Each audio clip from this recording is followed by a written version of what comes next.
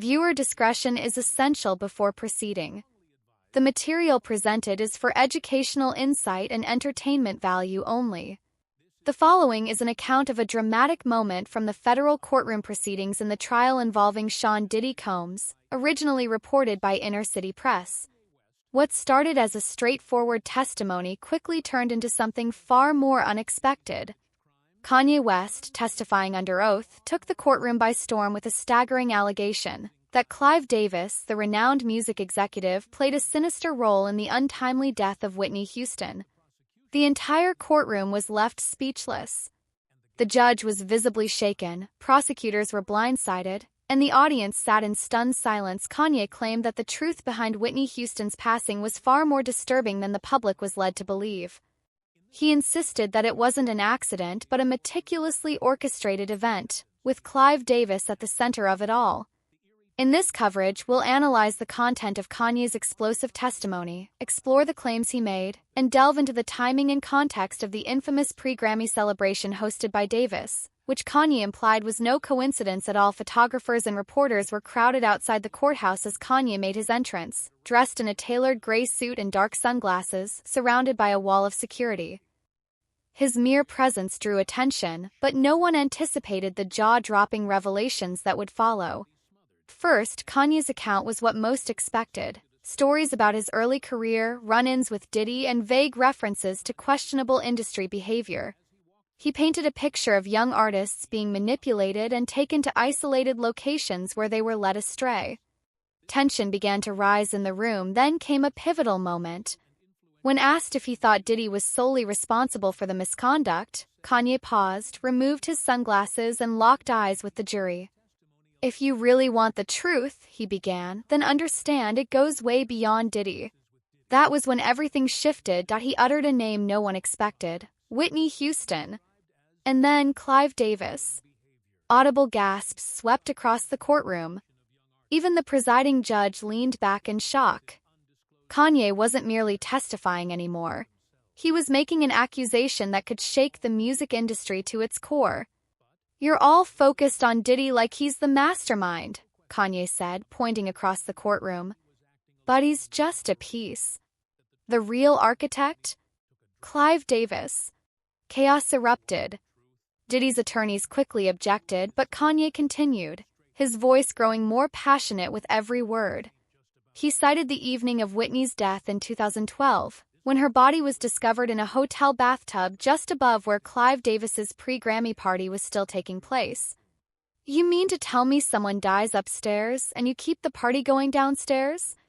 That's not mourning, that's something darker."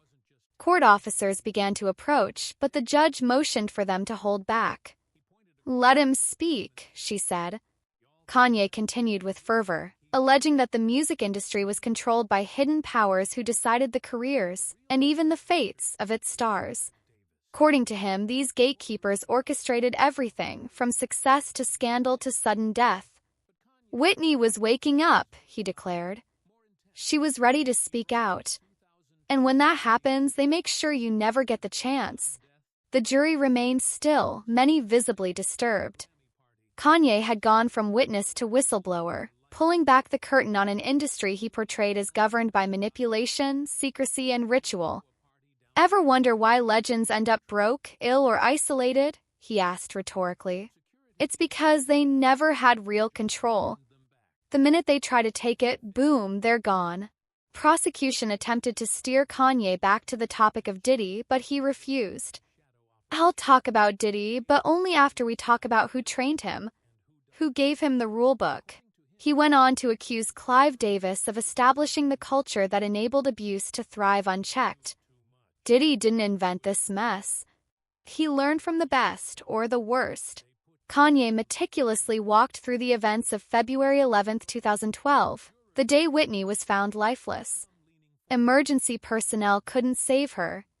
All the while, music executives and celebrities were just floors below, enjoying drinks and posing for photos. That wasn't grief. That was a display of power, Kanye claimed. He referenced a final interview Whitney gave, where she reportedly gave subtle warnings, and an encounter with Brandy where she may have whispered the word drowned. "That was a message," Kanye said. But no one listened. He then made an even more chilling allegation. Kanye said Whitney had placed a mysterious phone call to someone close before her death, leaving a strange voicemail.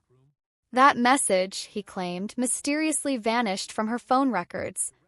You don't erase something unless it reveals a truth they don't want exposed. When asked who they were, Kanye simply replied, "The ones behind the curtain. The ones Clive answers to. The ones who've been pulling strings since before any of us got here." He reiterated that while Diddy should be held accountable, he was not acting alone. "You're looking at a monster, but he was created by something much bigger." He further argued that Whitney's death wasn't an isolated case. He named other icons, Michael Jackson, Prince, who also died under strange circumstances. These artists fought for their freedom. Do you really think Prince chose to die in an elevator? You think Michael wanted to go out like that? These were messages. Kanye maintained that Whitney was silenced because she was preparing to speak out. She had begun reaching out, writing, planning to share her story. She had problems, sure, but she was trying to rise above them. And they couldn't let that happen. He also accused Clive Davis of exploiting Whitney's music catalog and legacy, pointing out how her death led to skyrocketing sales and increased control of her brand. She was more profitable dead than alive. And they knew it. As if that wasn't enough, he brought up the tragic fate of Whitney's daughter, Bobby Christina, who died in a disturbingly similar manner. Same bathtub. Same drugs. Same silence, he said, voice breaking.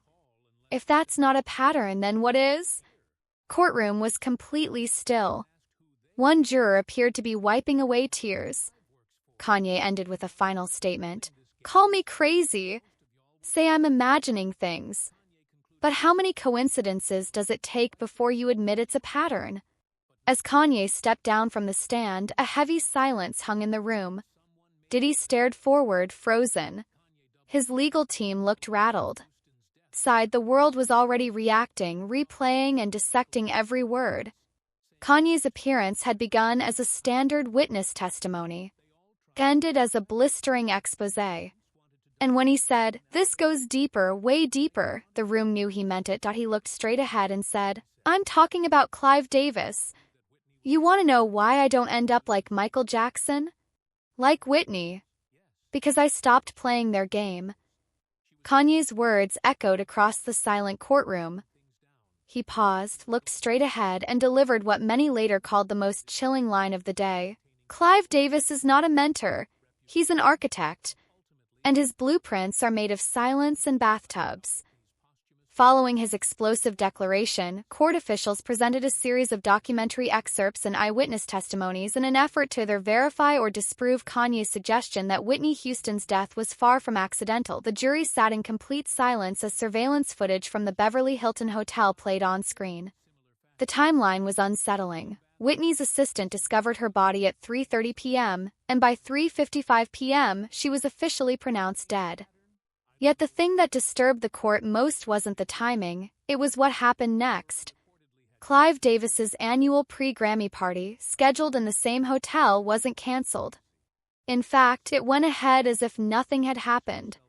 Hotel staff and security testified that Whitney's body remained upstairs as celebrities danced, smiled for cameras, and toasted champagne just a few floors below. Some guests claimed they hadn't even been told she died. Others said they were horrified the event wasn't shut down immediately. A longtime friend of Whitney took the stand and said, "She would have never wanted the show to go on. That wasn't her. That was them." When asked who them referred to, she answered, "The people who made money off her, dead or alive."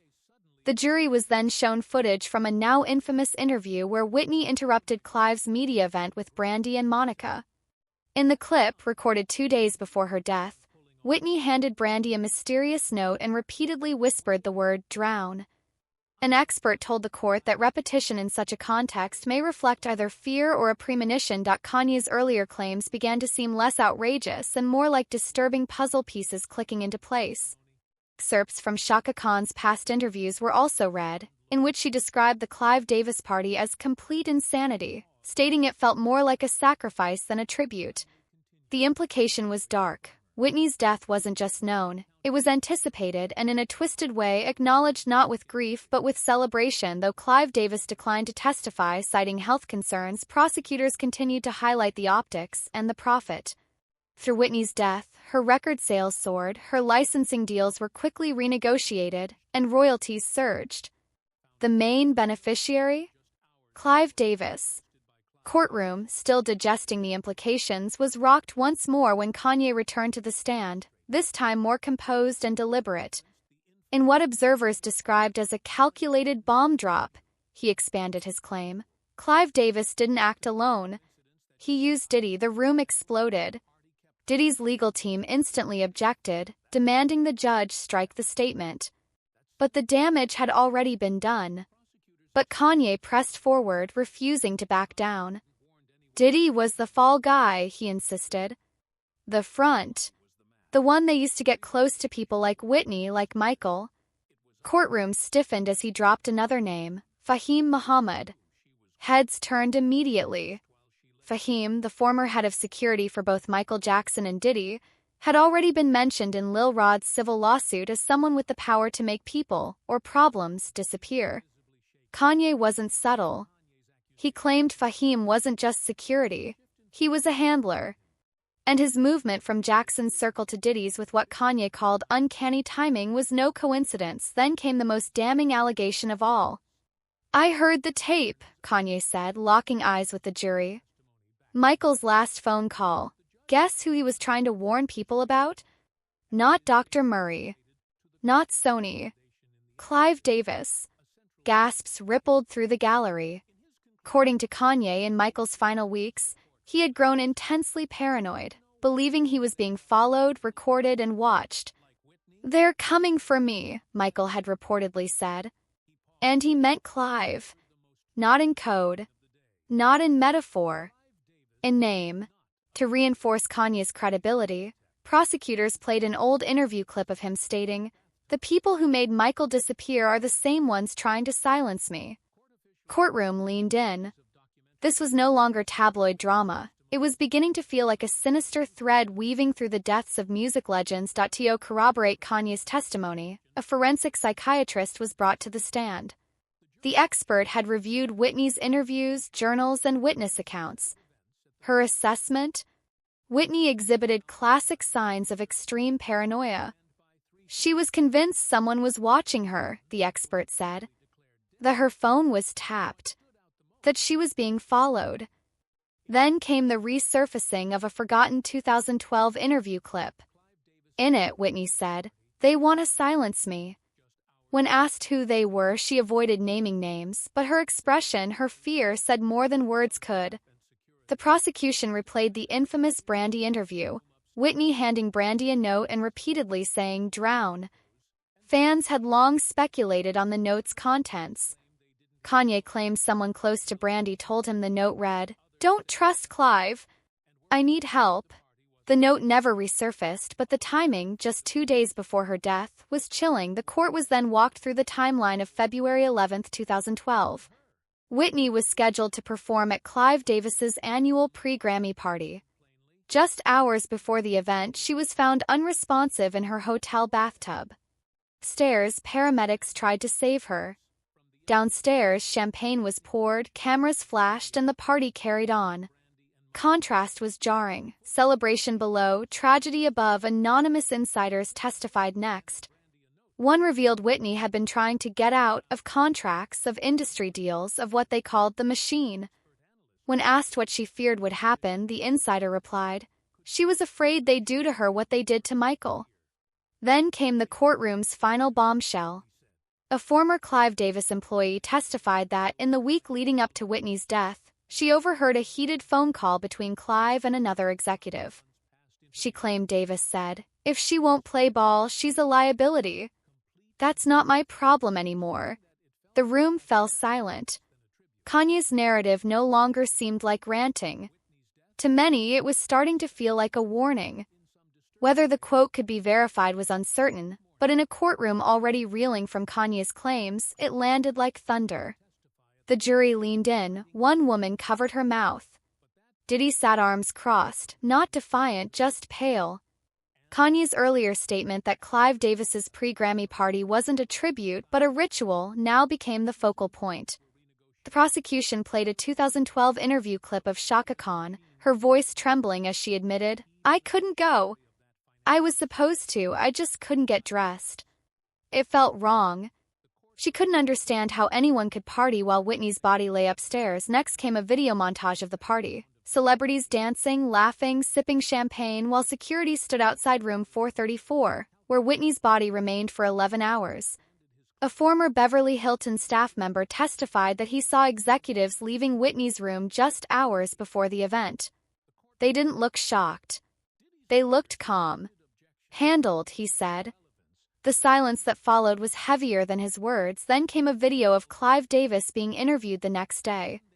When asked if he'd considered canceling the party, he replied flatly, "Never." That, the prosecution argued, wasn't just callous, it suggested premeditation.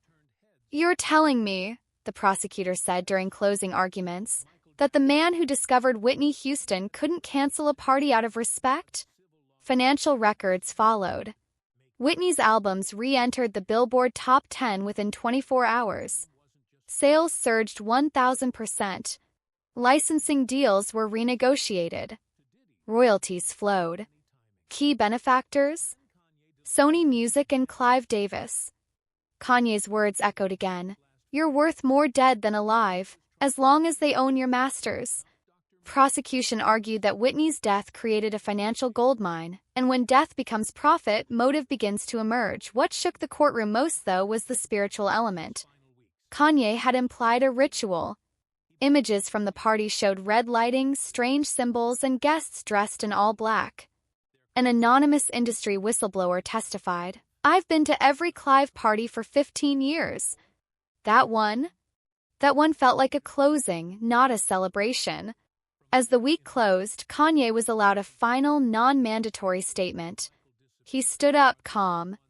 "They tried to silence me too," he said. "Whitney, Michael, Prince. They wanted out and they got put down." He called the music industry a cartel. Clive Davis, the puppeteer. Diddy, the enforcer. "Diddy didn't throw that party because he wanted to," Kanye said. "He did it because he had to." He pointed again to Fahim Muhammad, the common thread between Jackson and Diddy's scandal. How does a business grad go from college to guarding Michael Jackson? Either he's a genius or a ghost handler. Then came Kanye's final bombshell. "I know y'all want to call me crazy. You did it to Ye, to Michael, to Whitney. But I'm still breathing and I'm not stopping. Silence is how they win. And I'm not letting them win." The judge adjourned for the day, but the ripple effects were immediate. Porters flooded the hall. The jury looked shaken. Diddy's legal team, once calm, now seemed shaken and reactive. It was being called the most explosive celebrity testimony in decades, but more than just a Diddy trial, it had become something darker. A trial about silence, sacrifice, and the cost of truth in the entertainment industry. Kanye West had stood alone and pointed at Clive Davis, saying, "You may have taken them, but you won't take me." And as the gavel fell, one chilling question echoed through everyone's minds. What if he's telling the truth?